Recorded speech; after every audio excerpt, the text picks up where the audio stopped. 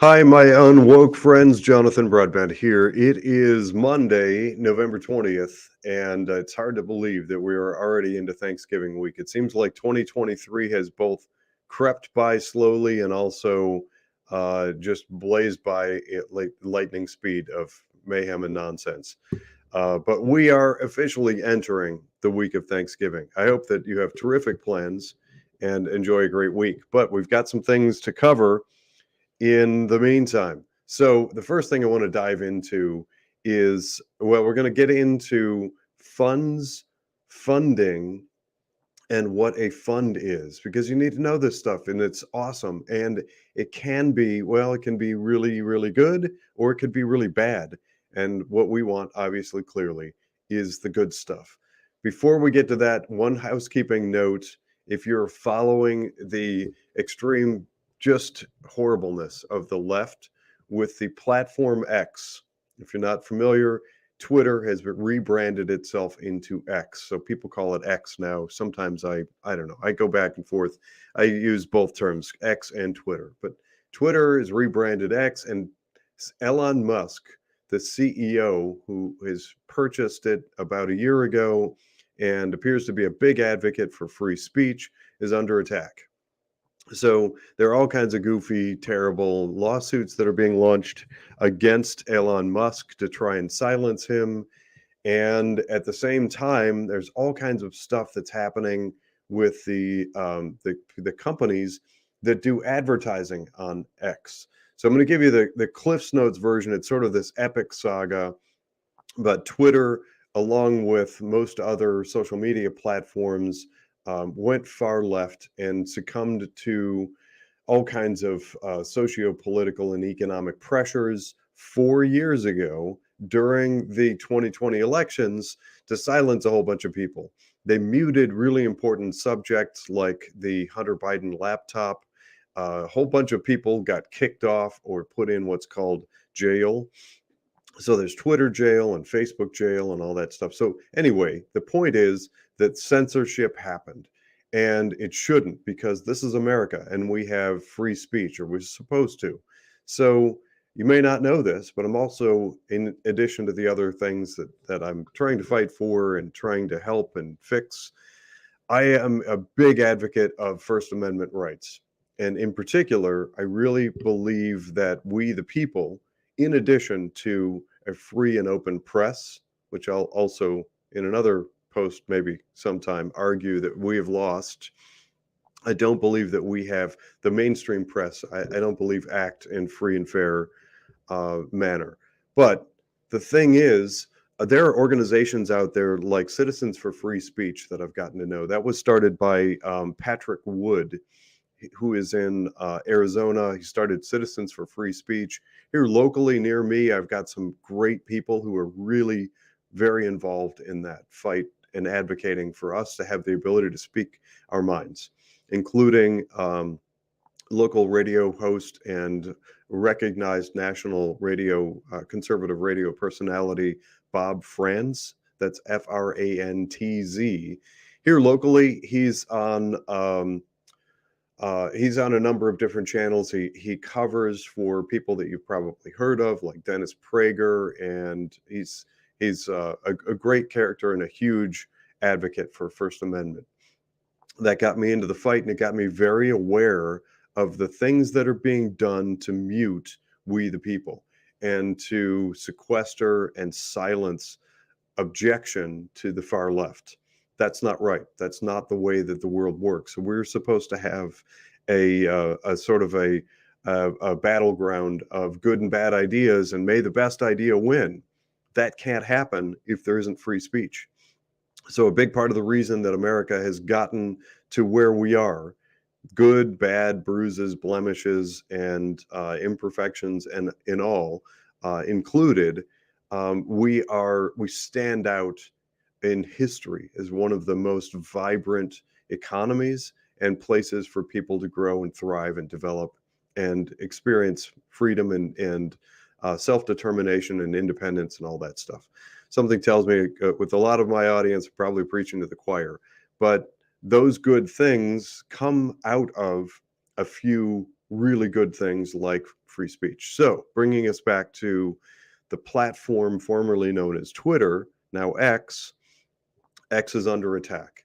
And my comment I keep posting is, gosh, we must be in an election season because we've got all these far left entities and groups and organizations and politicians and three-letter agencies that are piling on and trying to crush free speech. And I think right now at the center of the battleground is X, because after the 2020 election, a gentleman by the name of Jack Dorsey was bought out, and there's new ownership, a guy by the name of Elon Musk. And I'm sure pretty much everybody knows that, but there may be some people out there in my audience, I don't know, that don't know about the brief recent history. This new guy, he owns SpaceX, and he owns Tesla, the car manufacturer, all kinds of places. And so apparently, I didn't know all that much about him, but apparently he has quite a kind of a liberal background, but he is a big advocate of free speech. So he opened up the platform that had been under this sort of crushing regulatory suppressive environment, and opened it up to free speech. Now he's under attack. You can follow the lawsuit separately, but my reason for bringing this up is because that company, that platform, and their profit model, their revenue model relies a lot on advertisers. And advertisers, like, let me pull this list up here because I'm going to name names in this chat here.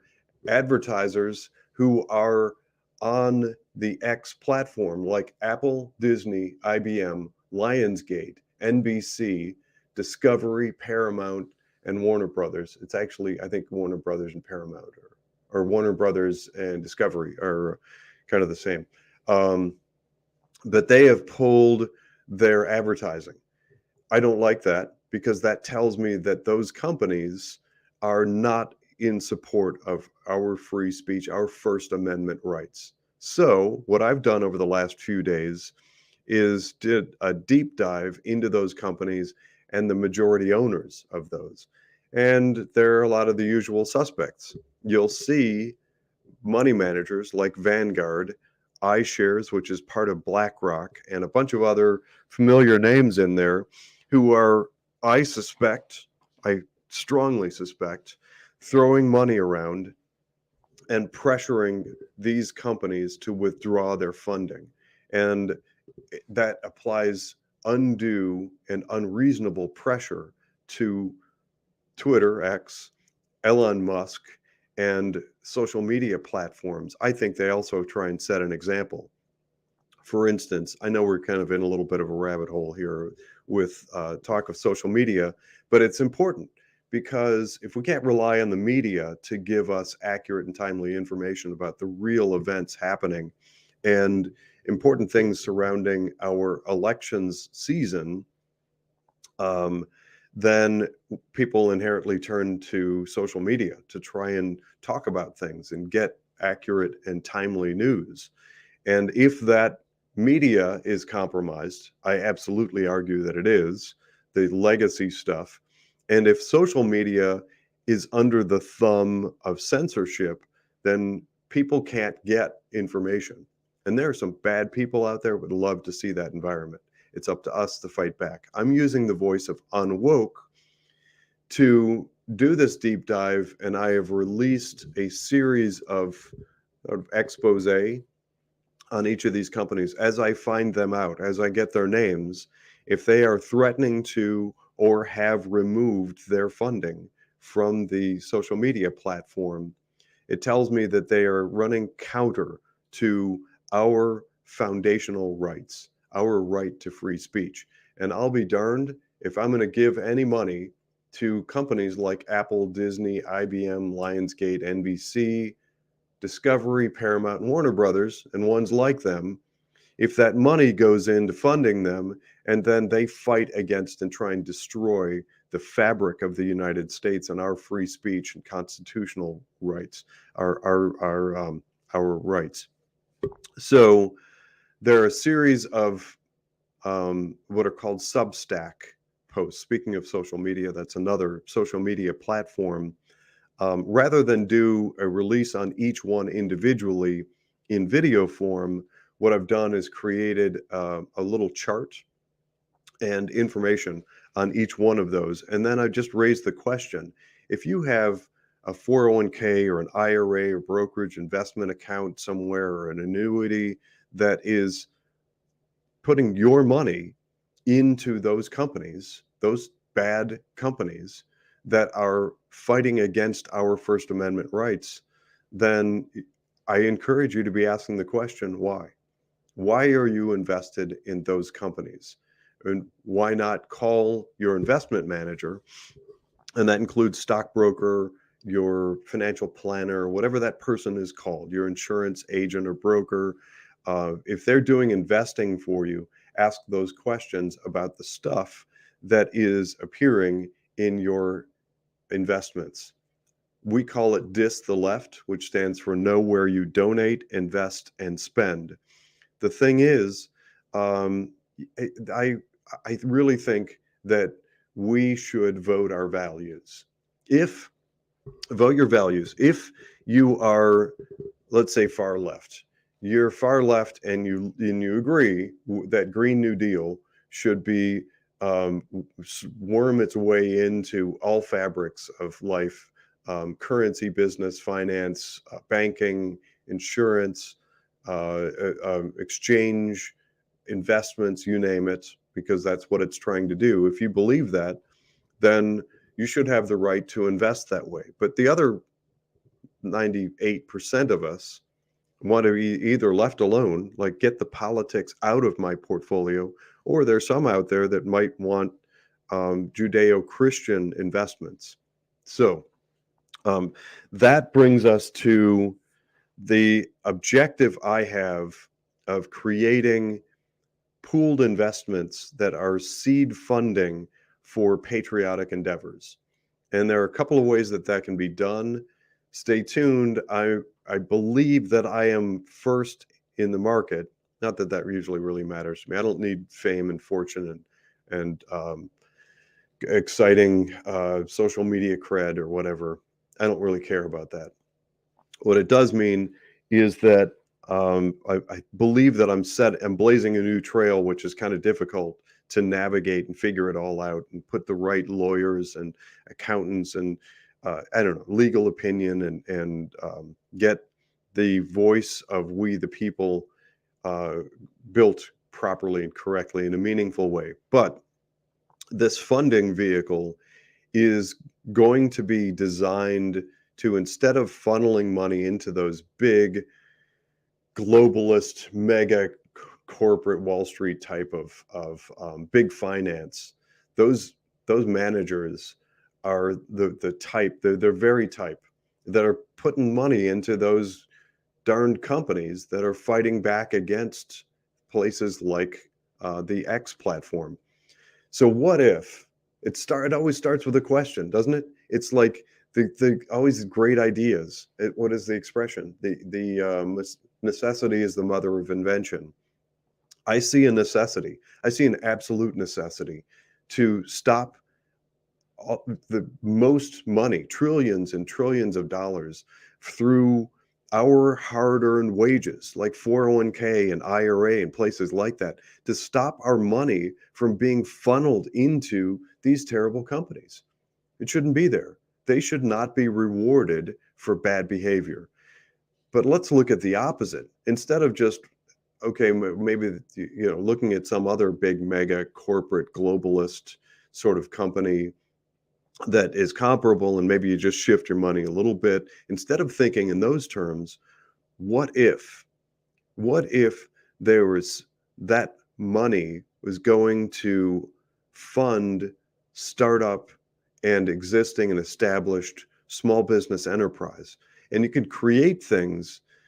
Oh man, when you start thinking about local and hyper local, these can be used. And part of my concept that I'm working on is sort of county level and state level funding vehicles that are designed, built, and managed by we the people, not some big globalist mega trillionaire tower on Wall Street or in London or something, but us, we the people, managing this pool and investing wisely in the companies around us that we can know and see and feel and interact with. Those companies that desperately need funding. And those, by the way, in this crazy new woke environment, as more and more banks are shut down and the credit requirements, the credit underwriting curriculum constricts. Let me put that in clearer terms. The pressure on banks to really weed out and hardly ever lend to certain types of small business, that is getting worse. So put those two things together, and we have the ability, actually, it's three things, to defund the woke by getting our darned money out of these places that are investing our hard-earned wages in those woke companies that are fighting against free speech and platforms like X. And we can counter the moves of the banking industry as a whole to try to shut off funding to small business. And maybe if we structure this thing the right way, we the people, become the funding source for small business enterprise. And that brings me to the title of today's discussion, Funds and Funding. So when you think about like a mutual fund, or if you maybe use exchange traded funds, we get used to the habit of saying it's a fund. What funds are you in your 401k? Which funds are you invested in your IRA? And we use that term, maybe not really thinking about the importance and use of that term. You're funding something. You're funding either neutral, mega globalist initiatives, far left companies and causes, or maybe that fund that you're invested in is funding something good and something local and small and tangible. Wouldn't it be great if we create something that bypasses all of the horrible constrictive regulation that try to crush and kill small business? I mean, gosh, look at what happened during COVID.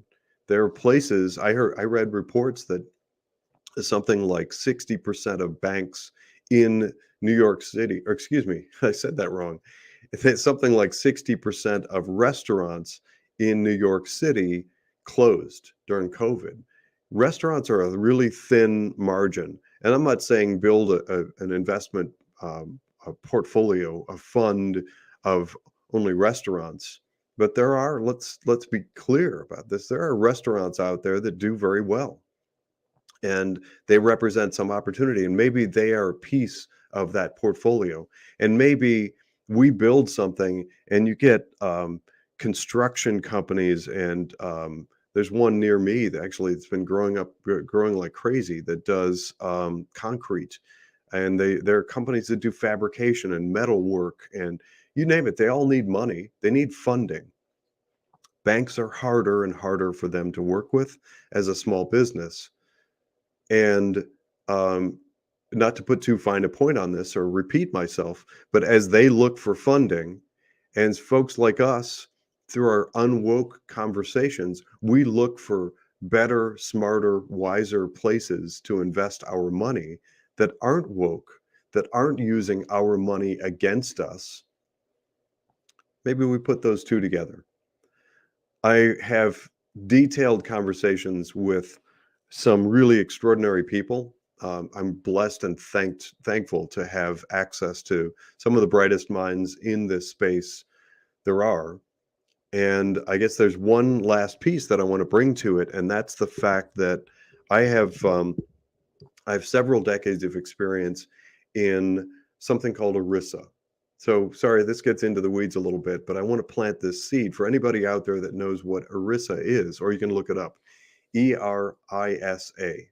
It stands for the Employee Retirement Income Security Act of 1974. That has been updated a bunch of times, and that is what everyone looks to when they create, manage, and maintain things like 401k plans.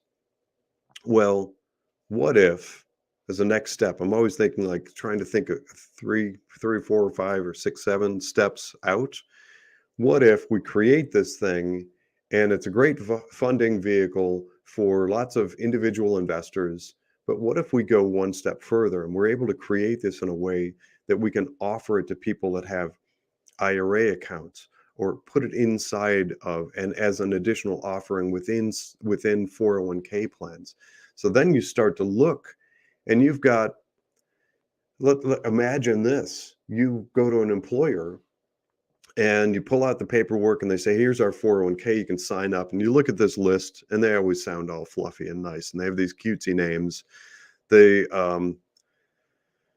These are meant to be hypothetical. If any of these sound or turn out to be actual funds, I'd be surprised, but that's not my intention. But they always have these cutesy names, like their Intermediate Growth Path Fund of World Extraordinaire or something. And they all sound really wonderful. And you check the box. And then what people like, I do the research and dig into those things, and I'll find 50 of them.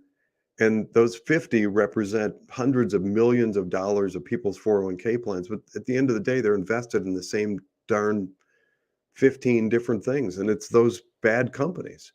So they have these cute names, and you just sort of put it in there and think, well, there's a manager that's going to do something good for me. Maybe not realizing that all of those paths, all those different funds, and you and the people at the company next door to you, and your brother-in-law, and your kids, when everybody signs up for all these investment accounts, and they all have these different managers, and all the managers have all these cutesy sounding different names. But what if, to me, it's not even a what if. I've discovered and I've found all these answers and I publish on them, but they all go to the same place. They're all invested in those same companies. So people wonder, why is Apple worth, I haven't looked it up recently, whatever, $900 trillion or whatever Apple is supposedly worth. It's because we're all putting money in it. Why? Imagine the possibilities. So two things. Why would we do that if companies like that, as is being reported, don't value the things that we value, like free speech? And at the same time, what opportunities are being lost if we're giving, again, that's not a real number. I just made it up for purposes of this conversation. Apple is not actually worth $900 trillion. I have no idea what they're worth at the moment. But what if that giant sum, what if most of it was directed into your community, into your neighborhood, and into a county-based fund and a state-based fund? Imagine all the business that could fund if we get rid of those giant behemoth globalist mega managers. Thanks for listening. I'm Jonathan Broadbent. This has been another episode of UnWoke.Academy. Stay tuned for the next exciting episode.